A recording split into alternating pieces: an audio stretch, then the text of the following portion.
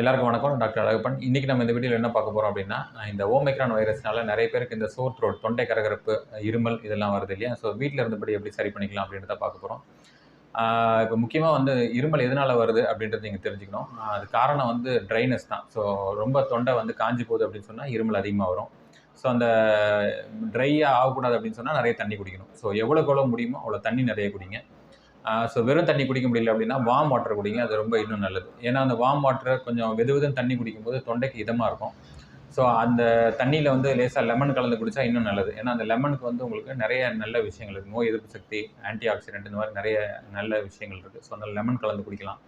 Honey கலந்துக்கலாம். So தேன் கலந்து குடிக்கலாம். ஸோ இது நல்லது. சம்டைம்ஸ் வந்து டீ பிடிக்கும் அப்படின்னு சொன்னா, பிளாக் டீ வந்து மைல்டா போட்டு அதுலயும் நாங்க லெமன் கலந்து லேசா சுகர் வேணா சுகர் போட்டு நீங்க குடிக்கலாம். ஸோ இதெல்லாம் வந்து தொண்டைய வந்து இதமா ஆக்கும், சூத்தன் பண்ணும். ஸோ அதனால உங்களுக்கு இருமல் வந்து கண்டிப்பா குறையும். ஸோ இத தவிர பார்த்தீங்கன்னா, நீங்க வந்து ஆ ஹாட்டா வந்து நீங்க ஏதாவது எது வேணா குடிக்கலாம். நீங்க சூப் குடிச்சா நல்லது. ஸோ வெஜிடபிள் சூப்பு ஸோ அந்த மாரி சூப் நீங்க குடிச்சாலும் உங்களுக்கு ரொம்ப இதமா இருக்கும். நெறைய பேர் வந்து இந்த மிளகு பால், மஞ்சள் பால் ஸோ இதெல்லாம் குடிக்கலாம். அது பிடிச்சதுன்னா அது குடிங்க. அதுவும் ரொம்ப நல்லது.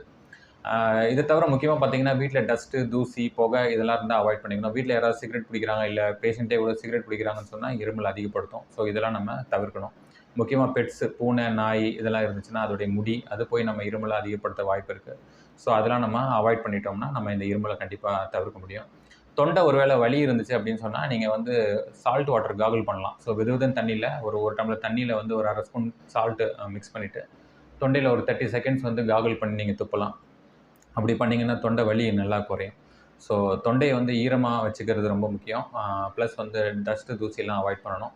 ஸோ இந்த மஞ்சள், மிளகு, பால் இதெல்லாம் நீங்க குடிச்சுக்கலாம்.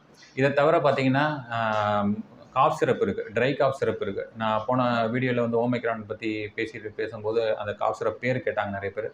ஸோ நெறைய அ பிராண்ட் நேம்ஸ் இருக்கு. நான் பிராண்ட் நேம் சொல்ல விரும்பல. ஸோ ட்ரை காஃப்க்குன்னு ஒரு சிரப் இருக்கு. அதே மாரி எக்ஸ்பெக்டோரண்ட்ன்னு ஒண்ணு இருக்கு.